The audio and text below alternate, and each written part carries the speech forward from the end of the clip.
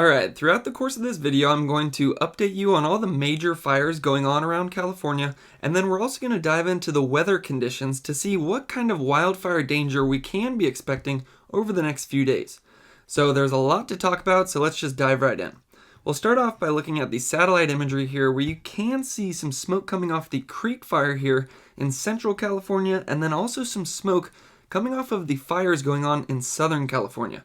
And that's the area we're actually going to focus on first, because that's the area that is the most pressing concern and I'm the most worried about right now.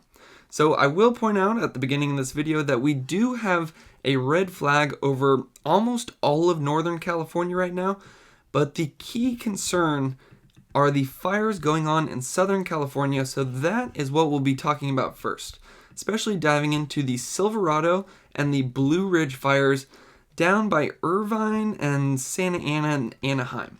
So we can actually take a closer look at these on the satellite imagery, where you can see some of the smoke that is coming off of these fires, really producing some poor air quality in this region. So before we really get into the forecast for what we can expect over the next few days, I think it's always helpful to look at where this fire is actually burning right now. Now, something I will point out about this map is these hotspots that you see on this map are based on satellite imagery, so I would take it with a grain of salt. We don't know the last time these were updated, and the last resources I could find talking about structure damage said that as of right now, structure damage actually hasn't been too bad when it comes to the Silverado fire. But as you can see, a lot of these hotspots have started moving down into what appears like some of our more populated areas. I know the firefighters are working extremely hard right now, getting everybody out of these areas and also working on structure defense. So before we go any farther, that's actually probably the number one thing I should point out, is there are a number of evacuation orders in place. I believe around 70,000 people are currently under this evacuation order. So check the link in the description or check all your local resources for the most recent information. So coming back to our map here, you can see where this fire is right now. This is, again, the Silverado fire. It started yesterday at about 6 a.m. in the morning because we had some 50 to 60 mile per hour wind gusts and extremely dry air that allowed this fire to ignite and then rapidly spread. Now, something else I need to point out is something I didn't talk about yesterday, but we also have a fire just north of the Silverado fire called the Green or Blue Ridge fire. And you can see that this one is appearing pretty active as well. So I'm going to be keeping my eye on this for the next 24 hours as well. So before we get into the weather forecast, I'd like to just point out some of the numbers that are going on with the Silverado fire right now. Some good news, we do have 14 helicopters actively working to fight this and over 750 firefighters. Some of the bad news is that it's already burned over 11,000 acres and it's only at 5% containment. Now, I would actually view this as good news. I know it doesn't seem like good news that the top gusts are reaching 35 miles per hour, but when you compare that with yesterday morning where we had 50 to 60 mile per hour gusts, that is actually looking up, and when we get to the extended forecast, you'll see that things are actually going to be getting even better over the next 24 hours. So there's that number right there. 70,000 people in Irvine are under that evacuation order and 6,000 in Lake Forest. So be sure to check all the local resources for the most recent information on that. Now, again, that hotspot map is based on satellite data. I'd take it with a grain of salt, but just based on this video here, you can see that some of these hotspots appear to have spread into the residential areas. With that being said, I'll remind you, the most recent resource I could find said that structure damage as of right now actually hasn't been too bad with this one. So that's some good news there. Here is another video of the Silverado fire that we can take a look at. And I wanted to show this video because it just shows how extreme the fire behavior has been with this. And again, that's mostly due to those extreme wind gusts that we had yesterday morning and then throughout most of the day yesterday. When you get 50, 60 mile per hour winds, that's when you can get some extreme fire behavior like you're seeing in this video. Now, just one more video I wanted to show. This is showing what this fire was doing last night, where you can see this long wall of flame moving down this ridge. So even in the overnight hours, this fire did remain extremely active. A key reason for that, one, the winds remained relatively strong, as you can see on that blowing tree right there, and the air remained extremely dry. So when you mix strong winds and dry air together, that's what allows that burning to happen during the nighttime hours. And these are some shots from the Blue Ridge fire. So you can see a lot of active fire going on with that one as well. So I know I just said a lot of bad news, but here's where some good news could start to come in. Well, as of this morning and right now, you can see these extreme wind gusts are still in the area, but they're not going to be sticking around for that much longer, which I'm so happy to say because that's exactly what we need to calm this fire down. So you can see as of this morning and right now, those 40 to 50 mile per hour gust areas are still in the region. And I was actually going to be going down with the San Jose State Fire Weather Research Laboratory to get some data on some of these winds, but unfortunately, we couldn't make that trip happen, and unfortunately, these strong winds do continue. So that's not what we want to see, but if we start to move through the day today, you're going to start to see these winds back off. And that's exactly what we need for this fire behavior to calm down. So getting into 8 p.m. tonight, you can see the winds already down about 20 miles per hour from what they were this morning. And then that weakening trend is just going to continue as you see the winds around Irvine are actually going to be gusting to 9 miles per hour. So that's great to see, and that should be continuing for a number of days once these extreme winds move out of the region. So you can see by Wednesday, it appears that those strong winds that caused this fire to start and rapidly spread, those strong winds are appearing to move out of the region.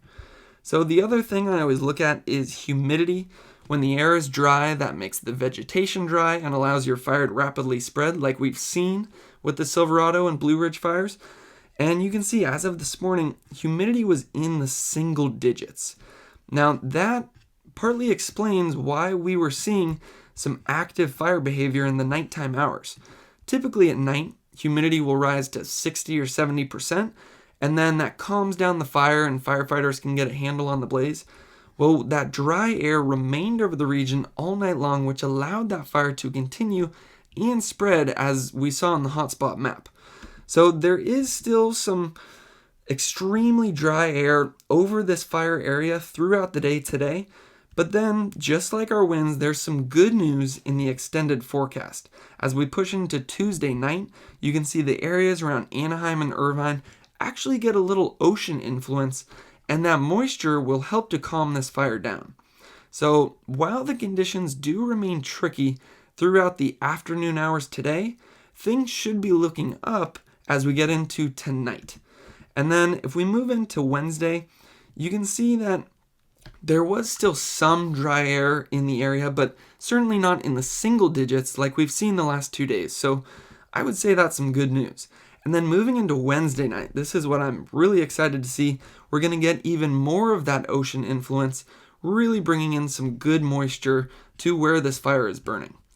So I also like looking at the National Weather Service graphics for what they're saying is going to happen in this forecast.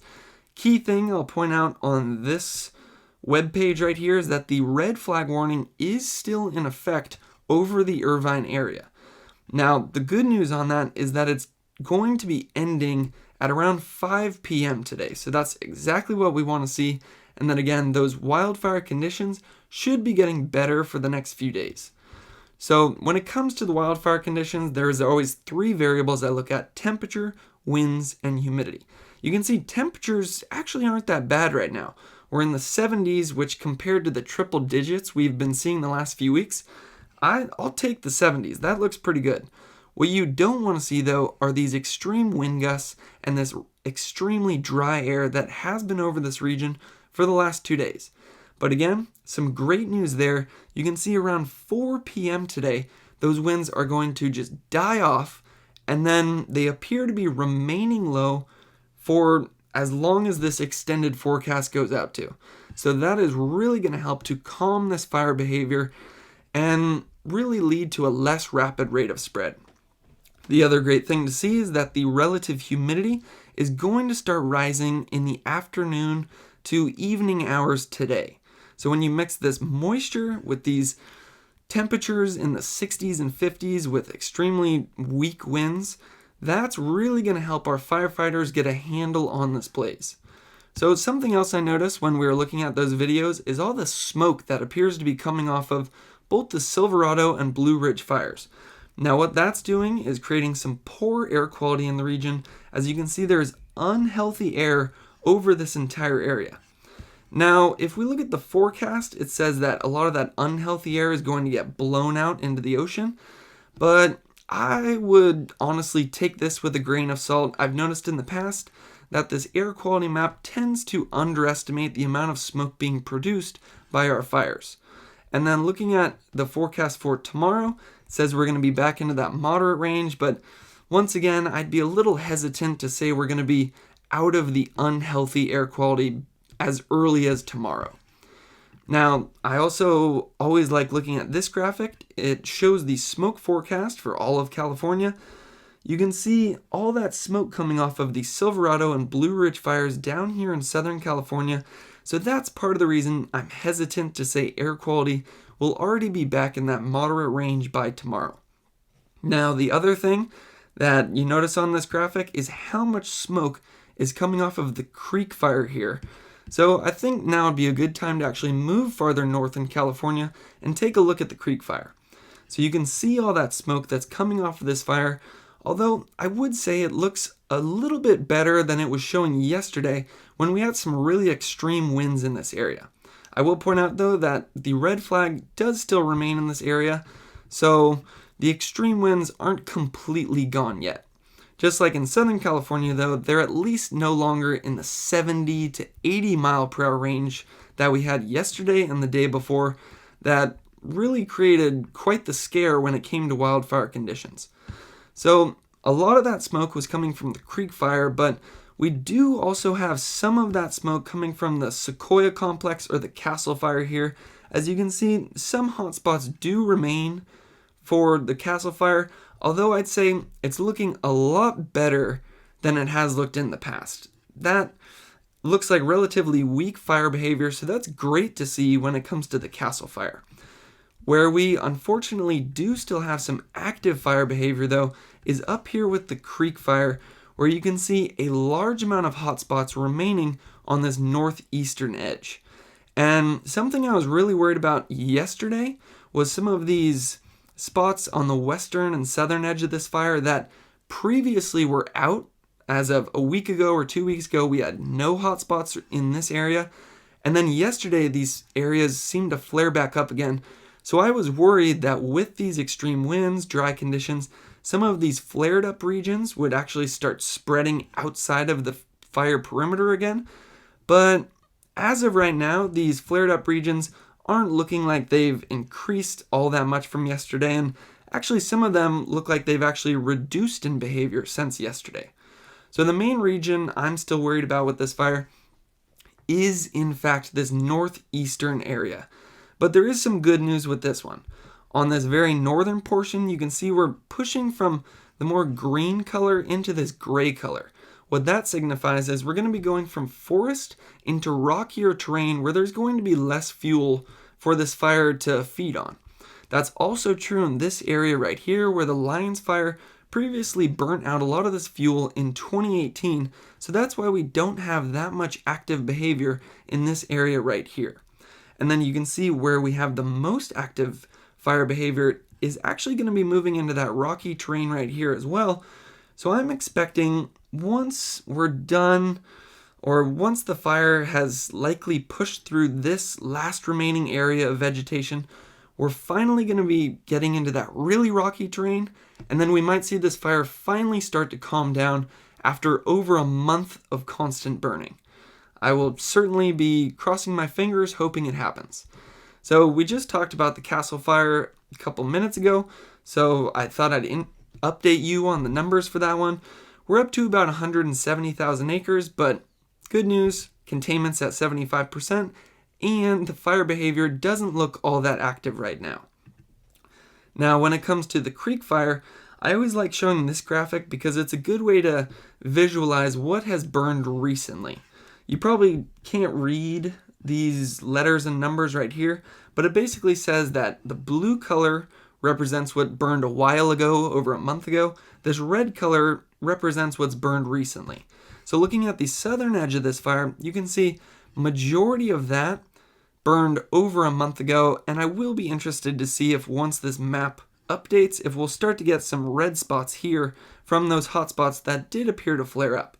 Now, where we have had a lot of recent burning is in this northeastern area, and especially this section right here that has been spreading into some of the thicker vegetation and steeper terrain over the last week.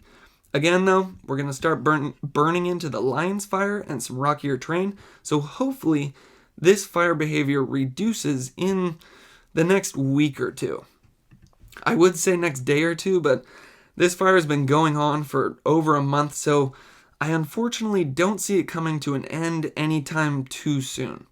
Now, I know this map might be a little hard to see, but this red line represents where it's uncontained, and the black line represents where there is containment.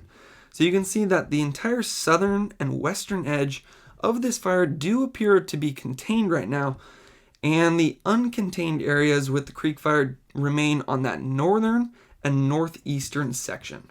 So hopefully as the extreme winds and drier air move out of the region, we'll start to see some reduced fire behavior and some more containment in that northern area of the fire. Now, I always show this. This is the Wharf S-Fire wildfire model. Pairs the fire below with the winds above to show what is expected to burn over the next couple of days. And I would actually say there's some good news looking at this model. In some previous days in the past, it'll show a giant section expected and forecasted to burn, but not all that much is expected to burn in the next 2 days, so that's great to see. If we actually... No, I'll click out of that real quick. If we actually go back to the fire perimeter at the beginning, this is where the fire is right now. And then if we forward 2 days, that's what's expected to burn in the next 48 hours. More of that northeastern section, although again, reduced behavior from what we've seen in the past. So looking at the numbers for the creek fire, we are almost up to 375,000 acres. This, unfortunately, is one of the largest wildfires in the history of California, and containment remains in the 60s. Hopefully that starts to go up as our wildfire conditions get better. We can actually take a look at some of those conditions and see that they're going to be getting better throughout the day today. Right now we have a red flag warning, strong winds, dry air, bad wildfire danger, but that should be ending around 5 p.m. today. So that's great to see, and temperatures remain relatively cool throughout the rest of the week. At least cool compared to the triple digits we've seen over the last month. Now when we look at the winds and humidity, wind-wise we're going to be getting a little bit better as that red flag moves out of the area or ends at 5 p.m. tonight, although the air does remain dry. And you can see that this is an area that remains dry 24 hours a day. That's one of the main reasons it's burned for over a month straight. It's because it stays extremely dry in this area. As you can see, the relative humidity graph is almost completely flat. So that's going to allow some of that continued burning to continue for this fire, but I'm hoping with the reduced winds that things start to look up. Now, I think would be a good time to move even farther north into California because this is still one of the key areas I'm worried about and watching right now. And it has to do with the red flag warning that we have over almost all of Northern California as of right now. And this is especially true for the area where the North Complex was burning in the past, and then the Napa and Sonoma area where we do see some stronger wind gusts. So if you don't know, red flag warning basically means it's going to be windy and dry. Wind is bad because it can spread your fire faster, lead to spot fires. And then dry air is bad because dry vegetation is easier to burn. And you can see that's what's forecasted throughout the day today, But the good news is it's ending at 5 p.m. And we are going to continue to see some of these extreme wind gusts, although I'd say for the most part it's looking better than the last 2 days were, especially 2 nights ago when we had wind gusts all the way up to 89 miles per hour. That was on St. Helena. It was the high wind gust for the entire year, which is saying something considering we've had some really extreme winds on St. Helena, and that has caused some of our major fires in the past. So just mentioning those extreme wind gusts that we have had over the past couple days, I can't emphasize enough how happy I am to be looking at the satellite imagery of Northern California and not having to report on any new major fire. So that is great to see there. And it's also great to see that some of our old fires, like the August complex and the North complex, haven't appeared to re-flare back up again like some of those spots in the Creek fire appeared to be doing. So when it comes to the 3 variables that we always talk about, temperature, winds, humidity, temperature-wise, we're still looking pretty good throughout the day. Today, in the 70s and low 80s. Tomorrow, we're going to be actually cooling back into the 70s. And then Thursday, we're going to be in the 70s again. So compared with about a week ago when we had 106 degrees in this area, temperature-wise, we're looking great. Now, we're also looking good when it comes to humidity in the extended forecast, although I will say right now, the air is still extremely dry over almost all of Northern California, which is part of the reason we have that red flag. You can see in the Napa-Sonoma area, still seeing humidity in the teens and even single digits into some places. So I'm hesitant to say we're in the clear yet, but things are certainly looking up and things are certainly looking better than the last couple days. You can see around 5 p.m. when that red flag warning starts to lift. That's because we're starting to see some of that humidity push in from the coast and really bring some great moisture to Northern California, exactly what we need to get out of this fire danger. So you can see by Wednesday night, the Napa and Sonoma area should be in 60% humidity, which will significantly reduce the chances of any new fires starting. Now, there's also some good news when it comes to the wind gusts. Well, there's good news and bad news. The bad news is that some extreme wind gusts do still remain in this area. I'm definitely still watching the Napa-Sonoma area, the Chico, Redding, Paradise area, keeping my eye on some of these winds as we do still have some gusts in the 35 mile per hour range up by the North complex. We do still have some gusts in the 40s and 50s. So we're not out of the clear yet. But if we look at the forecast throughout the day today, moving into 5 p.m. tonight, when that red flag lifts, you can see the weakening of those extreme wind gusts. And then if we move even farther into the forecast, you can see by Wednesday morning and then pushing into Wednesday afternoon, there are no more extreme wind gusts over almost all of Northern California. So for the time being, it looks like by Wednesday, all this extreme fire danger is going to be behind us. So I'm just crossing my fingers and hoping that the satellite imagery still looks like this tomorrow. Although I got a good feeling. If we could get past the last 2 days, I think we're going to be fine over the next few hours.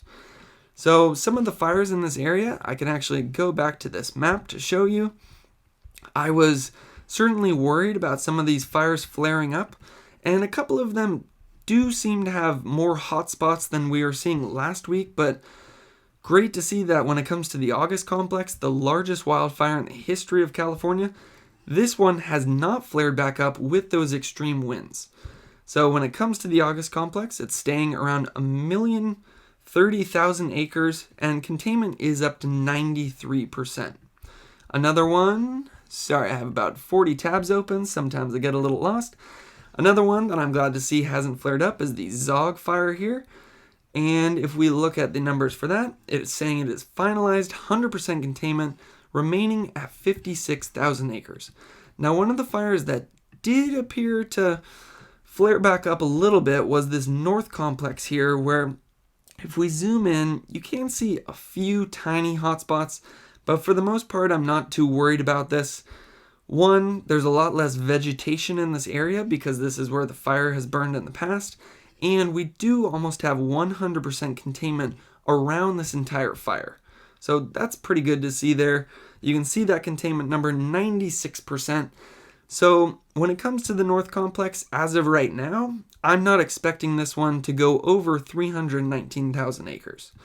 Now the last one I want to mention is actually before I mention the glass fire, I do want to just point out this one. I swear, pun not intended. There's a fire called the Point Fire right here, and I couldn't find that much information about this one, but I'm certainly going to be keeping my eye on it, as you can see some hotspots in this area, and I believe this one was actually showing up on the smoke forecast map as well. As you can see, the smoke forecast is expecting this fire to increase over the next 24 hours. So I will definitely keep my eye on that and update you guys if I learn more information about that one. So just getting to the glass fire. Oh, and there's actually a couple more hotspots. I'm seeing things that I haven't noticed before. I will look into that right after doing this video. I actually plan on doing a live stream later today, so if I find out any information about that right there, the Peterson fire, I'll be sure to let you guys know. Alright, finally getting to the glass fire. Let's zoom in here, and I'm happy to say this one did not flare up with some of those 70 to 80 mile per hour wind gusts that we've had over the last couple days. Can't emphasize enough how happy I am to see that this one remains inactive. So the glass fire, I would say, is finalized, is at 100% containment, most likely not going to be increasing anymore, staying around 67,000 acres. So when it comes to the 2020 California wildfire season, unfortunately, we're not in the clear yet. Historically, some of our worst wildfires actually have occurred in October and November, so wildfire season is going to continue over the next couple weeks as we're seeing some of that continued fire as of right now in Southern California. So I'm going to be with you guys every step of the way. I'll be doing these updates and forecasts every single morning, and I'm actually planning on doing a live stream later today, so stay tuned if you want to hear that. And as always, thank you to the U.S. Forest Service and CAL FIRE for all the amazing work you do, and to San Jose State and the Fire Weather Research Laboratory for teaching me everything I know about wildfire. And if you or any of your friends or family have been affected by these wildfires, my thoughts and prayers go out to you, and thanks for watching.